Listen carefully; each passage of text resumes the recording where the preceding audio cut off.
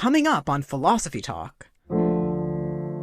If you really want to listen, don't you need to just be quiet? As Simone Weil says, attention is the rarest and purest form of generosity. How do we pay the right kind of attention to other people's suffering? If you want to learn who someone really is, don't you need to get yourself out of the way? The paradigmatic question for attention for Simone Weil is, what are you going through? What pushed Weil to convert to a mystical form of Christianity? Can we achieve peace and justice just by paying enough attention? How can we elevate all of humanity? We would feel compelled, like an arrow going toward its target, to respond. Our guest is Rebecca Rozelle-Stone from the University of North Dakota. The life and thought of Simone Weil. Coming up on Philosophy Talk. Next month, join us for 2 live recordings of Philosophy Talk. On Tuesday, November 12th, we'll be at Kepler's Books in Menlo Park, asking What's So Special About Humans? With Peter Godfrey Smith, author of Living on Earth. And on November 19th, we'll be at the Stanford Humanities Center, thinking about Mayan philosophy, with Edgar Garcia, author of Emergency, Reading the Popol Vuh in a Time of Crisis. Tickets and more information about both shows at philosophytalk.org.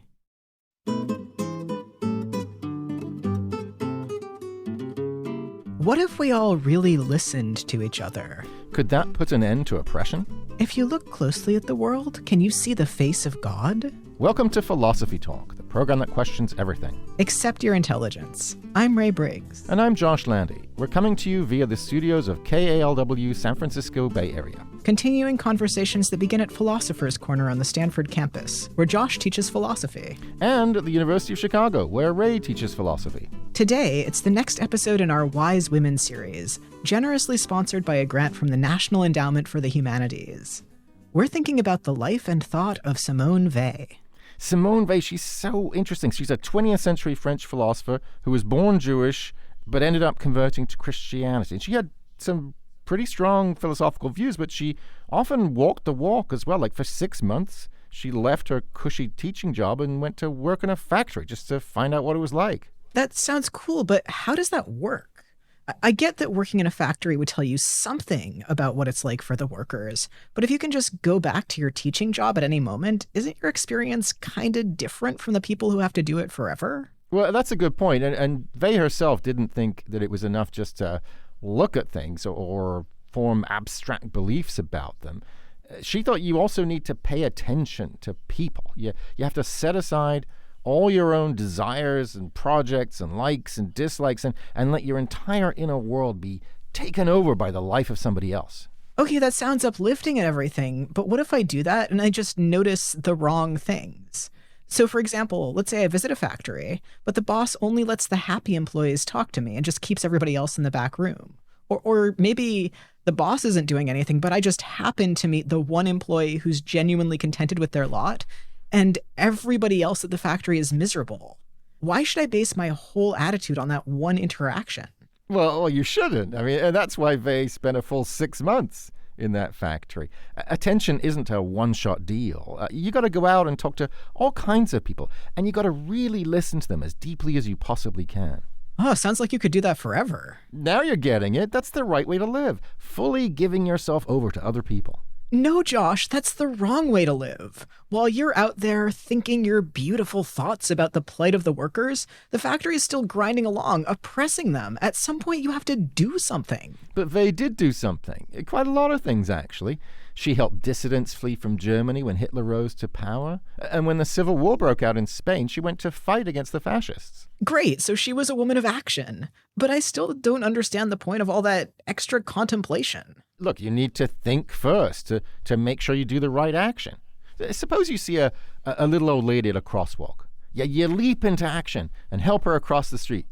Then it turns out she was waiting for a bus. She would never wanted to cross the road in the first place. You just made her miss her bus. Okay, I see why it's important to be attentive to other people's needs, but I still think Weil was an overthinker. She ended up moving away from enacting political change and toward Christian mysticism. She said, and I quote, "We must abandon the notion of progress. We must get rid of our superstition of chronology in order to find eternity. Yeah, I'm not sure I'm fully on board with that either, but I still find something genuinely inspiring about her later philosophy. She ended up thinking that literally everything in the world can be beautiful. Just look hard enough at the world, and you'll see the face of God. Yeah, she said, we must love all facts, because in each fact, God is there present. Exactly. Isn't that great? No, it's terrible. You want to love the fact that the workers are oppressed? What happened to paying attention and seeing people's suffering? Well, sounds like we have a lot to ask our guest. It's Rebecca Rozelle-Stone, author of Simone Weil, A Very Short Introduction. But first, let's hear more about Simone Weil's life. People talk about her tragic early death, but her life story has a lot of joy and brightness in it too. So we sent our roving philosophical reporter, Cheryl Kaskowitz, to find out more. She files this report.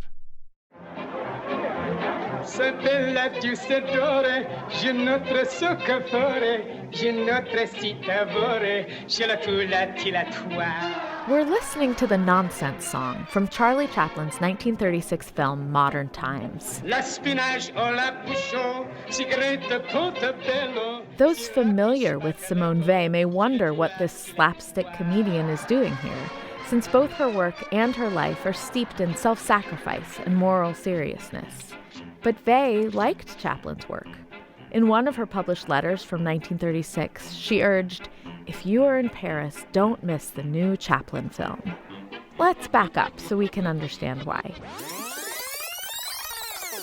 Weil was born in 1909 in France, in Paris, to parents Bernard and Selma Weil, who were agnostic, secular Jewish people living in France. Cynthia Wallace is an English professor at St. Thomas More College at the University of Saskatchewan, and author of the new book, The Literary Afterlives of Simone Weil. Her parents were very bourgeois, but they were also really committed to a life of the mind. And so they raised Simone and her brother Andre with a great deal of education. Andre Weil was a math prodigy, and he would become a world-renowned mathematician. She and her brother were very close. George Abbott White edited the book Simone Weil, Interpretations of a Life. He had the chance to talk with Andre Weil at Princeton. He's telling the stories about how they would screw around on the subway and have, just really have fun. They would make up languages as they're going along, and then they would say things in this made-up language. And, it's Paris, right? People are like, what is this? But Simone was equally committed to her studies. She went on to gain a degree of education that was unusual for women at the time. She earned the equivalent of a master's degree in philosophy, and then followed one of the few paths available to her, teaching philosophy at girls' schools. But Weil had always wanted to do more. From a very early age, Simone Weil had just a strong ethical drive. She was really interested in people who had less than she did and in caring for those people. As kids, she and her brother donated their sugar ration to soldiers during World War I. And later, she showed a deep interest in the plight of the working class. She went to fight for the Loyalists in the Spanish Civil War and became active in labor unions in France. Eventually, she went on leave from her teaching jobs to do factory work herself. It was about learning with her body what was happening among the people that she wanted to write political philosophy about. And so it was grueling for her to attempt, but it was also dehumanizing labor for everyone. And that was one of her primary realizations during the time. This is where Charlie Chaplin makes his appearance. Section 5, give her the limit. It's the famous scene from Modern Times where he gets swallowed up by a factory machine, down the assembly line and then winding his way through the literal cogs of the machine, that spoke to Weil's experience. She described that scene as, quote, the most perfect and truest symbol of the worker's position in the factory.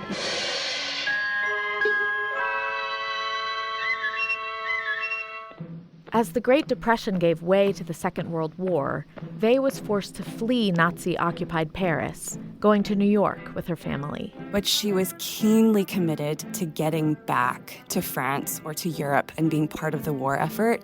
And so she spent about the last year of her life in London contributing to the Free French effort, mostly by writing documents. In London, Weil became very sick. While she was in hospital with tuberculosis, the only treatment for TB at the time was rest and kind of hypernutrition. And she refused that out of solidarity with those who were in other parts of the war suffering more than she was. Simone Weil died in London in 1943, just 34 years old. Wallace thinks Weil's life carries important lessons for our own time. She has a kind of tragic vision of the world that I think we kind of need right now. We need people to tell the truth about everything that's wrong. And, Wallace says, we also need people who are as committed as Weil was to the idea that we can do something to make it better. For Philosophy Talk, I'm Cheryl Kaskowitz. Thanks for that really interesting report, Cheryl. Fascinating facts about a fearless philosopher. I'm Josh Landy. With me is my fellow philosopher Ray Briggs, and today we're thinking about the life and thought of Simone Weil. We're joined now by Rebecca Rozelle-Stone. She's professor of philosophy and ethics at the University of North Dakota and author of many things about Simone Weil, including most recently, Simone Weil, A Very Short Introduction. Rebecca, welcome to Philosophy Talk. Thank you so much. I'm happy to be talking with you all. So, Rebecca, you've written a lot about Simone Weil. What first got you interested in her? Yeah, well, so it was around 2003. I was in grad school taking a class on women and the spirit, and she was one of the authors I studied there. What really grabbed me, though, about her writing was her discussion of this idea of attention. And it was at a time where I was just starting to teach my own class, and I noticed these new technologies were coming out. Students had their own cell phones for the first time. They were logging onto Facebook. And the experience in my class was just very jarring. They were withdrawing into their own worlds. They weren't paying attention to our discussions or even to each other. And I felt like there was something being missed more than just the content of the lectures, that we weren't connecting to one another, or, the sense that there was some kind of empathy being lost. And so I knew I had to dig into this idea of attention a lot more.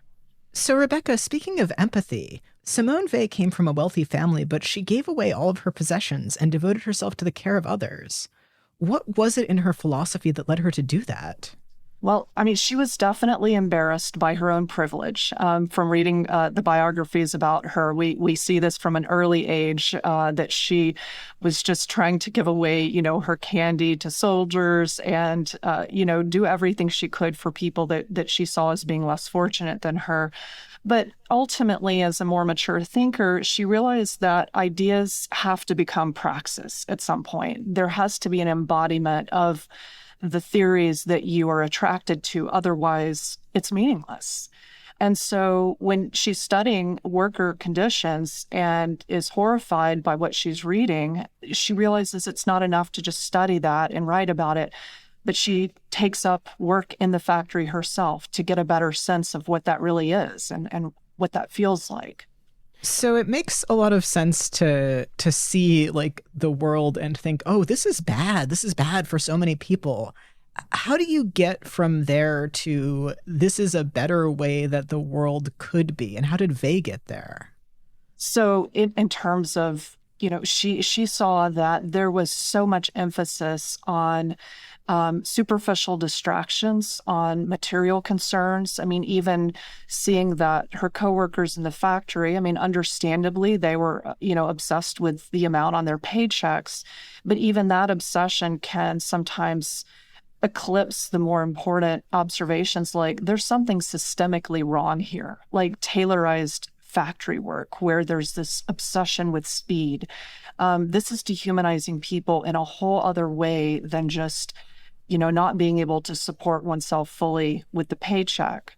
So it was about taking those bigger observations, looking at the systems behind the dehumanization and attacking that first, instead of focusing on some of the more trivial concerns, I guess. So Taylorization is that kind of regulation of behavior, right? That kind of scientific study of how to get the most out of the poor factory workers. So that she's thinking a little bit along Marxian lines, along the lines that Karl Marx laid down for thinking about dehumanization in factories. But she's also thinking about power, if I understand correctly. She seems to have some very interesting ideas about how the world is ruined by power. Can you just say a quick word about that? Yeah, absolutely. A word that she used a lot was force. And, famously, she wrote about this in her commentary on the Iliad. And she says the main character, the protagonist of the Iliad, is force. And for her, force is something that can turn anyone subjected to it into a thing. So someone who wields force is intoxicated by it. Someone who's on the receiving end of force is going to be crushed or annihilated by it. But she ultimately thought no one really possesses force. It's something that is a temptation to all of us. It's a feature of what she called moral gravity. So that there's always this tendency to grab onto power or force. And the problem, of course, is that then there's this unlimited sense of what can I do with this power, with this force? It leads to treating other people like they don't exist, like they're invisible. And, she saw that this is the real crisis. How do we intervene in this temptation to force? You're listening to Philosophy Talk. Today we're thinking about Simone Weil with Rebecca Rozelle-Stone from the University of North Dakota. When someone is suffering, do you listen or just turn away? Have you ever wished that someone would really listen to you? When you're in pain, how do you want others to help? Looking, listening, and liberating. Along with your comments and questions when Philosophy Talk continues.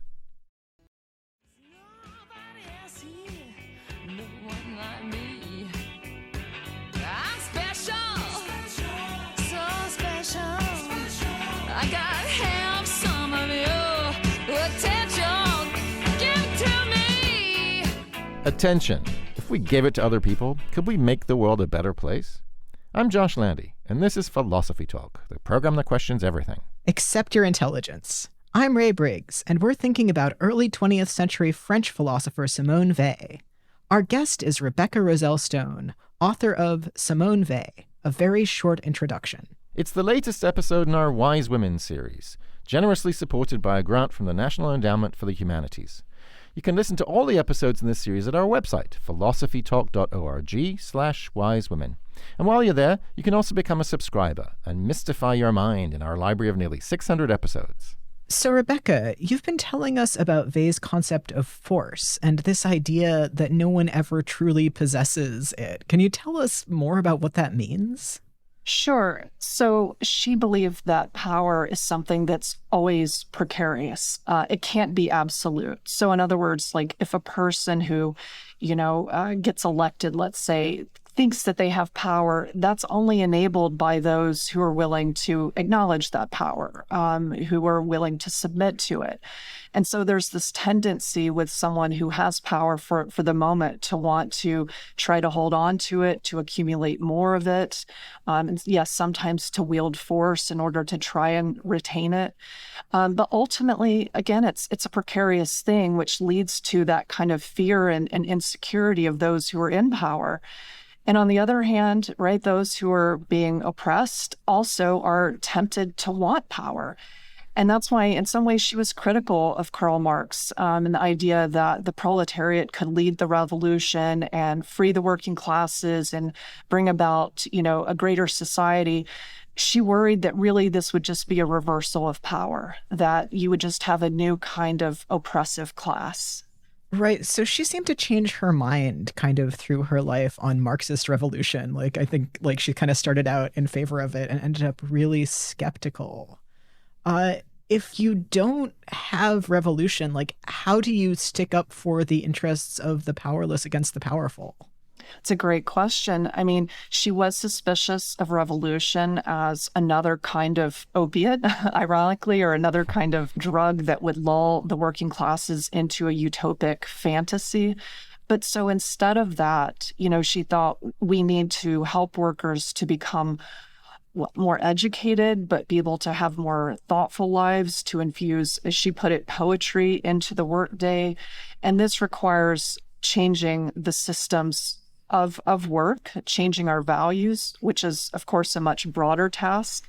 And for a lot of people, that sounds like revolution. But I think her worry was with positioning revolution as the answer is that it was just too easy to think in terms of grabbing force to accomplish that. Instead, it's changing values from the bottom up.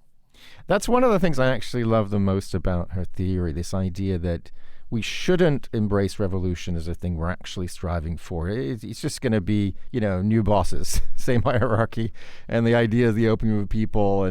But we should still think about it as a kind of what philosophers have called a regulative ideal. Think about it. Imagine what it would be like if society were the way that Karl Marx thought it could be after a revolution, and just try to inch your way a little bit close to that. I think that's lovely. The other thing I think is lovely is the thing that you started with, this idea of a kind of loving attention towards other people. So I wonder if you could say a little bit more about attention, Rebecca. Absolutely. And she did think we should give as much responsibility and positions of, say, leadership to those who are attentive. But yeah, her idea of attention is unique. Basically, for her, it means being receptive to reality. And what that requires, according to her, is bracketing our egos, our tendencies toward illusions and fabrications that might be comforting to us. So any kind of mental or emotional constellations get in the way of really seeing the world for what it is, or other people for who they are. And sometimes that is painful. Oftentimes that's painful, but that's what's needed to be truly responsive to the world as it stands. Ultimately, she thought that attention at its highest leads to, or is what she called a kind of prayer, but it's a kind of compassion that can be shown to anyone we encounter. So I think I'm still a little stuck on this, and maybe related to the idea of prayer as well. So if I'm paying attention to somebody else's suffering, this seems much better than ignoring them. But it doesn't yet feel like a solution to their suffering, and even like letting them have an education, like that's a nice thing to reach for. But like maybe you could be educated and still suffering. Like maybe you could be an adjunct living in your car, and that still seems bad. Like what exactly is the connection between naming and seeing the bad thing and addressing the bad thing?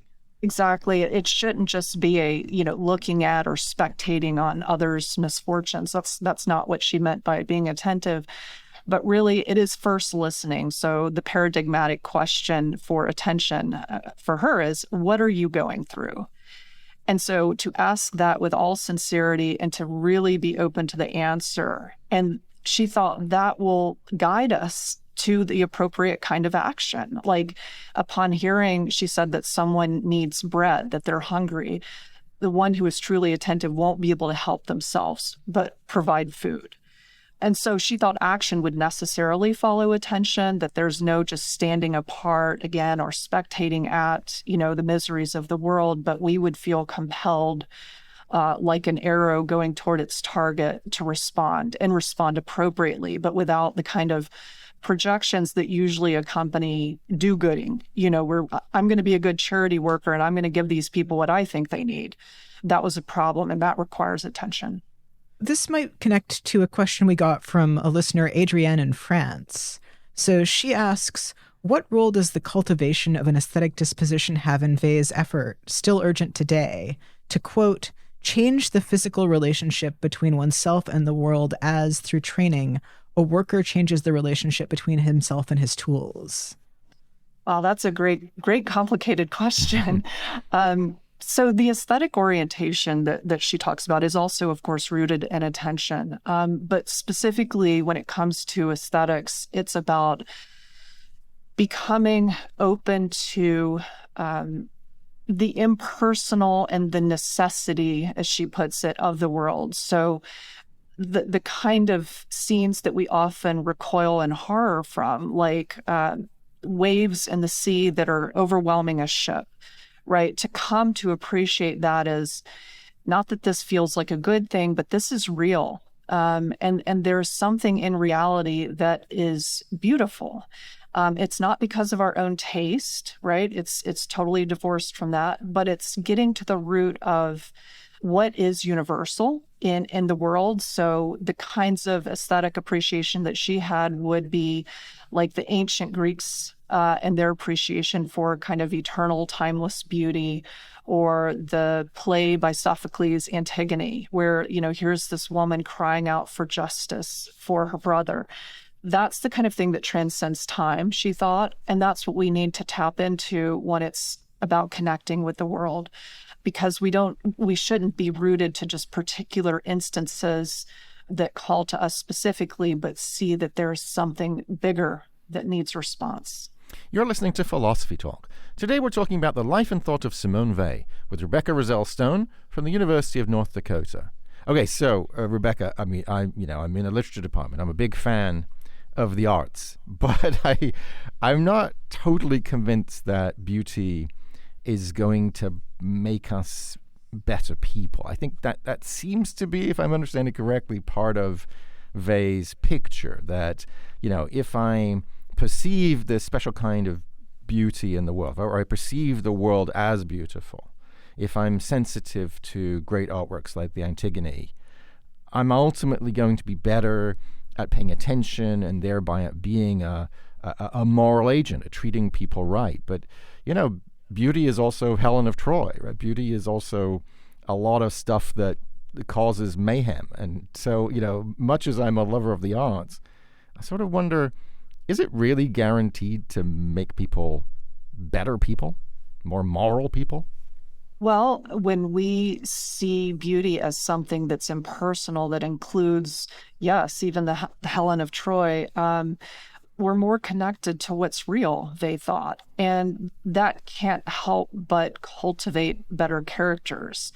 She was very influenced by Plato. And I think we see this line of reasoning in Platonic philosophy as well, that you can't be a good person while living in the cave, so to speak. So being aware, not just aware, but responsive to the world tragedies, and seeing that, it is a strange concept of beauty that it would include these tragedies, but because they're real, she thought that has the function of cultivating us, of edifying us, and making us more sensitive to tragedy where we would tend not to otherwise. And she did also think that there's a problem in a lot of our literature, that it seems to emphasize evil and characterize evil as being glamorous and exciting and interesting, whereas goodness is often portrayed as boring or flat, uninteresting. And she thought, this is the opposite. This is what fiction is doing, is creating an illusion of evil as being somehow spectacular, but really it's boring for her because it comes from the human ego, and that's predictable. It's tiresome, to hear politicians talk about themselves and demonize other people. Like, there's nothing new about that. So good art can help elevate us beyond that, because it's not about the personality. It's not about the ego. It's about something much more transcendent. Okay, so that's helpful, because on that version of the picture, it isn't all art, it isn't all beauty that is somehow pointing us to the real. I think that would be a strange result, because we have a lot of things in our culture that we would consider beautiful, but that they're not even really trying to get to truth. They're doing something else. In fact, Friedrich Nietzsche thought the whole point of art is to save us from the truth. So, right? But you could have Weil saying, okay, yeah, there's that kind of art, but that's bad art.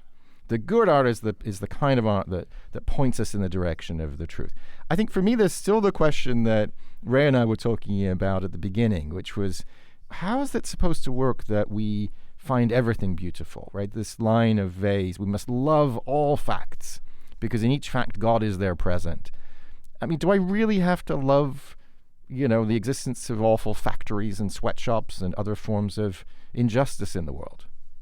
So I think when we use love in that way, right, we tend to think of it as having an affection for, and that's not the way in which she meant love. She's using the word love in a way that's much more reminiscent of the Stoics. So it's about acceptance more so. So we may not feel affection for seeing the suffering of others. That would be pathological, sadistic.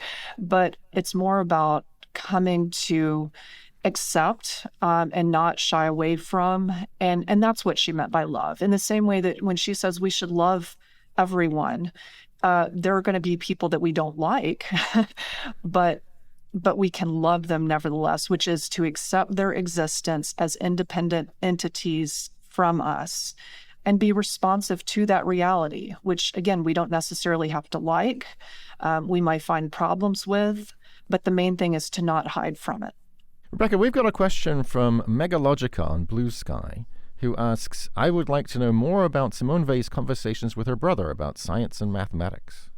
I have not read a lot about her conversations with her brother. That's an interesting and really unexplored area, I think, of her philosophy, and not a whole lot's been written on that, at least not in my studies. I do know that she felt really insecure next to her brother's intelligence. She, in fact, had a lot of perhaps personal difficulties and a sense of inferiority growing up because he was already being regarded as this mathematical genius, whereas she was treated as, the girl. And so she was expected to be pretty and abide by French society and its norms of femininity. But I think her relationship with her brother really was one of the things that motivated her to transcend any concerns with that kind of feminine expectation. And she was proud that her mother called her Simon, my other son. So there was that kind of interesting dynamic between the two siblings. But as far as her conversations and what they talked about with mathematics, I can't really comment on that. Rebecca, I want to ask about Weil's belief in God, which seems kind of, for her, bound up in her idea of radical acceptance, if I can call it that, and her idea of attention and love. If you don't believe in God, can you still sign on to her philosophical picture, or is God central to the whole thing? So Weil scholars would probably disagree on this, but I am of the thought that, yes, a person could absolutely be atheistic or agnostic and sign on to Weil's philosophy, because she said things like, we need to be atheistic with that part of our soul that is greedy or consumptive, and I'm paraphrasing here, but that part of us that wants to console ourselves, that wants to elevate ourselves, needs to be rid of religion and the trappings of belief in God, because oftentimes that just exacerbates our egoistic tendencies. So she said, for instance, that we frequently invent gods who smile on us, right? Is there a person out there who believes in God who doesn't think that in some ways they're doing what God wants? How many people actually think that they are a disappointment to God while still believing in God? So she saw that that was the tendency. So essentially, religion can be a void filler, she said. And so while she was a religious thinker, she thought of God as more of an absence. And in that sense, when anyone is religious in a true sense, there's a yearning for something that is not here and that can't be named and that can't be described.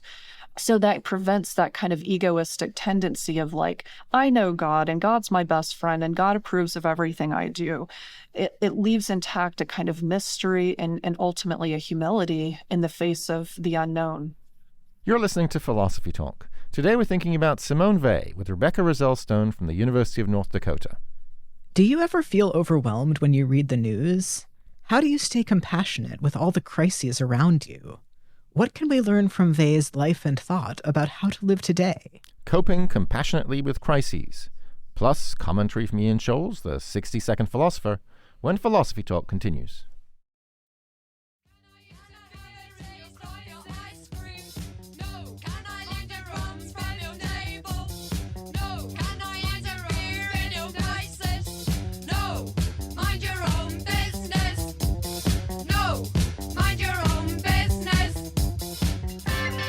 Should we try to interfere with a world in crisis, or just mind our own business? I'm Josh Landy, and this is Philosophy Talk, the program that questions everything. Accept your intelligence. I'm Ray Briggs. Our guest is Rebecca Rozelle-Stone from the University of North Dakota, and we're thinking about the life and thought of Simone Weil. It's part of our Wise Women series, supported by a grant from the National Endowment for the Humanities. So, Rebecca, before the break, we were talking about Simone Weil's perspective on God. And, I know that some of us read some of the things she says, like only what comes from heaven can make a real impress on earth, and think, well, I don't know if I totally buy that. But your point is that she has a somewhat non-standard picture, right? So she starts out, at least culturally Jewish, but then ends up essentially Christian, but a particular kind of Christianity, where, if I understand correctly, she even has a rather unusual view about the resurrection. Can you say something about that? Yeah, sure. This is unexpected probably for many Christians to hear, but Simone Weil thought that, it's a shame in a sense that the resurrection happened after Christ's crucifixion, because it allowed this sort of entry of a good ending to the story, that the story for her was much more important. So the idea of sitting with pain, sitting with the suffering of the world, and Christ being the perfect emblem of that for her was the important thing about Christianity, right? This is finally a God who has eschewed power and force and dominion, and has taken on the suffering of the world. And so that was the important lesson. And she, I think, worried about how the resurrection could then be taken as, well, see, it's all good now, and, everything will end up great, and we just need to, jump to the end, as opposed to life is often suffering. And she was influenced on that note by Buddhism and other Eastern philosophies. And so, being able to appreciate that process of suffering with the world was critical for her.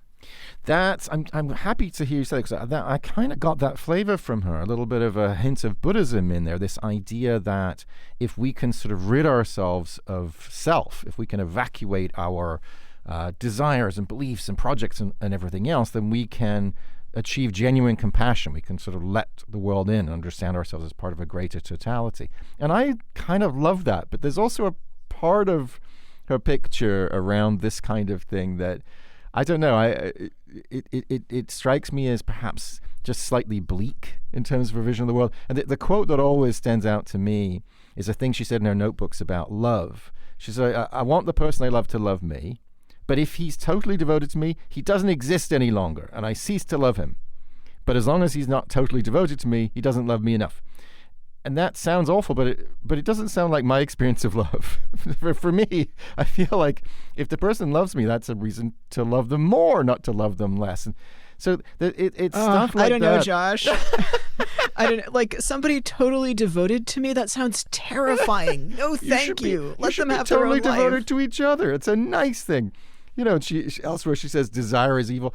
So I don't know. I take Ray's point, but isn't there an aspect of this philosophy that, although it's beautiful and powerful and it's really about compassion and love, isn't there another aspect of it that just seems like it's a little impoverishing of human experience? Well, it could feel that way for sure. I mean, her philosophy is one that requires a lot of not just mental rigor, but I think emotional rigor and strength. It is a very stoic kind of philosophy. It's unsentimental. And yeah, that point about love where, we don't want someone who's completely enamored with or attached to us. She thought that's true because we don't want that kind of constraint on another person. It shouldn't be a kind of slavish adoration. People should be able to retain their independence as persons, as unique beings, and that can be compromised when we attach ourselves too quickly to another person as if they're an absolute, as if they're a god. And she worried about that tendency toward idolization with other persons. So again, here it's that Buddhist sort of part of her philosophy. We need to be detached, even in our loving relationships. There's a kind of healthy detachment that allows the other to be and to exist independently of what we might want them to be. So, Rebecca, you've written about crisis fatigue. What can we learn about that from Simone Weil? Yeah, well, we certainly have a lot of crisis fatigue now, and I think she did too in her time. She saw fatigue as being the other side of attention. So it's inevitable, right? If we're being attentive in the way that she describes to the world, to other people, asking, what are you going through, that there would necessarily be a tiredness and exhaustion on the other side of that as a response. So that's very real. And ultimately, I don't know if she herself is a good model of how we deal with crisis fatigue. After all, she died when she was 34 years of age, right? Arguably from being attentive to her countrymen and countrywomen. But I don't think in our time, self-help approaches are useful either. That would be too self-centered, certainly for her. So we have to acknowledge fatigue, but we also have to acknowledge, as she says, that there needs to be poetry infusing our lives. There need to be festivals for recreation. There need to be the pleasures of Sunday, as she put it. And I think in recognizing those things, it brings about a greater solidarity between people, even if we're still suffering. So actually, I think I'm a little bit confused about the relationship between attention and noticing suffering. So on the one hand, the person who's just endlessly doom scrolling on their phone is in some sense not paying attention, even though they're noticing suffering. And on the other hand, you've suggested, like, maybe if I just go to a music festival and listen to some beautiful music, even though I know people are still suffering while I do it, maybe I am paying attention. So, like, is attention mostly about suffering? Are these just two different things and there's a lot of suffering in the world? How does that work? Well, yeah, doom scrolling would not be attention for her because it's more about spectating, and it can become its own void filler, right? Its own distraction for us from being responsive to the world. Like, okay, I'm done now. I've looked at the news, put it away. And also, we shouldn't treat those festivals like escapist, outlets, but it is rather about being in person. And this is why she thought it was so important to go into the factories, to work in the vineyards, to be in person with others who are undergoing something, to really listen to them, to take it in, but also then to have moments of rest and recreation with those people, and share in the trials with an idea to hopefully improving those conditions, in conjunction with those others, of course. But yes, it shouldn't just be doom scroll and then we go and free our minds on the weekend by drinking and going to music festivals. But there's another aspect, right? Wait, so part of it is just becoming drained, exhausted. Part of it, I think, is also just the fact that there are so many different things that one could attend to that have a very reasonable claim on our attention.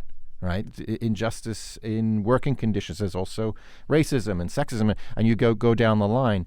When we talk about crisis fatigue, I think part of that is just that there are too many crises, even for the most sort of attentive person, even for the person who isn't drained to attend to. What would Weil have to tell us about that? I mean, do we pick a cause, or do we try to give a little to a number of causes? How do we respond? Yeah, that's a great question. And I think we have to remember that in our time, we have access to so much more information and know a lot all the time about what's going on around the world than she did in the 1930s. So, maybe that challenge wasn't as exacerbated for her, but she found herself in the situations in which she knew she needed to respond. But I think we could say the same for us, right? The idea is to look at what's happening locally. Maybe we can't address, the war between Israel-Palestine right now, or, what's going on in Ukraine. But what about what's happening in our own neighborhood, the racism there? So I think thinking locally would be something that would come out of her philosophy, even though she didn't state that, but it was because of her context. So maybe thinking more in that way, and that, yes, we have limits. We can't possibly respond to everything that calls upon our empathy and attention. All right. So once we've picked which issues to pay attention to, maybe the ones that we can actually do the most about, there's still this issue of avoiding compassion fatigue. And you've named two things that don't work. So don't burn yourself out the way that Vey did, but also don't ignore other people. So there's probably another option in there. Does Vey give us any idea of seeing what it is? I don't know that she does. This may be a weakness of her philosophy, to be honest. And again, I see that, in her ethical writings, it is so demanding of us that it would be hard for anyone to live that way. And she acknowledged that herself. Only the saints, I think, are really capable. And she didn't think that she herself was capable of being attentive in the way that she described.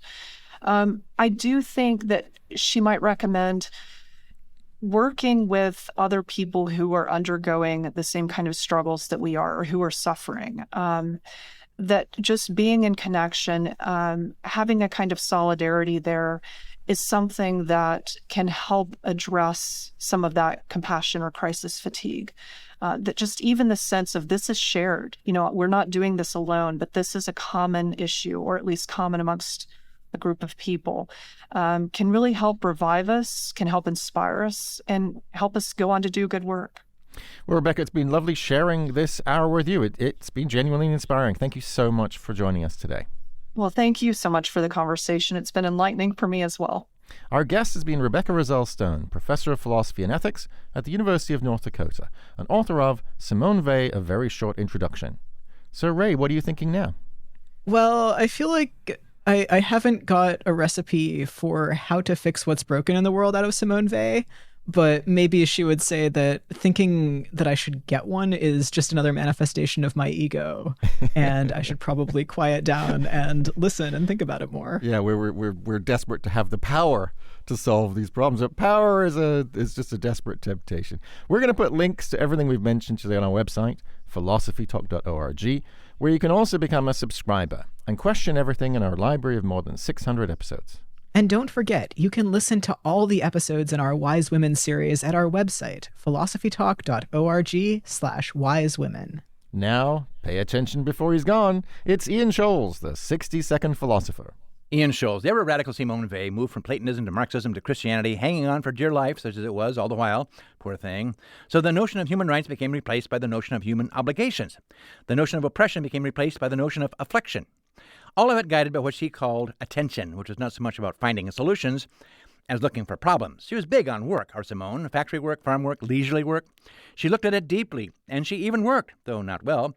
She was clumsy, nearly blind, and pretty much devoid of common sense, near as I can tell, but she wrote very well with astonishing clarity, considering the vastness of her subjects. She was very good with vivid metaphors. For example, a wall separates two prisoners. They talk by knocking. The wall divides them and is also the means of communication. So, with God, every separation is also a link. Now, that's pretty good. She claimed that God is withdrawn from the world because otherwise our imagination would dwell on his existence as the miser dwells on gold, and I guess we wouldn't get anything done. And those chores won't do themselves. As a young student, she was called the categorical imperative in skirts. She was called the Red Virgin.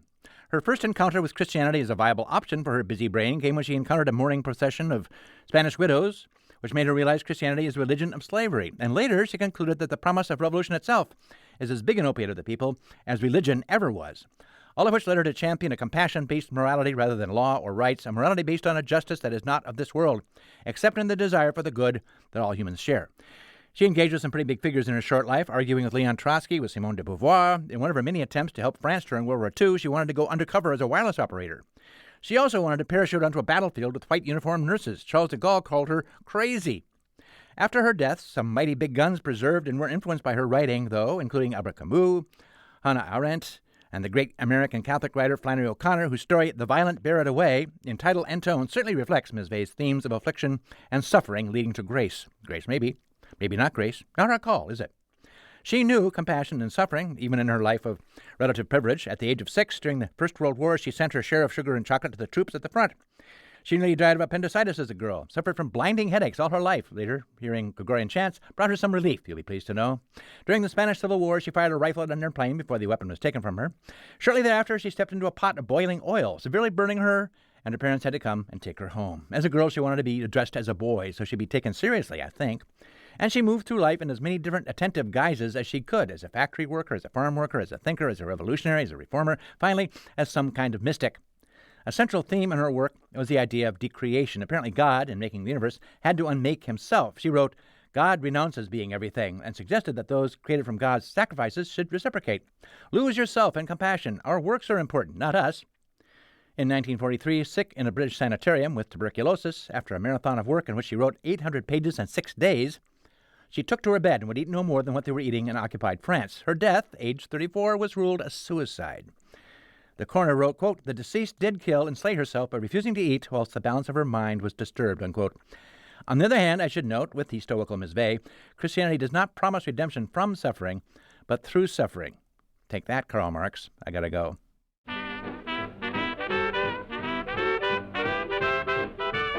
Philosophy Talk is a presentation of KALW Local Public Radio San Francisco Bay Area and the trustees of Leland Stanford Junior University.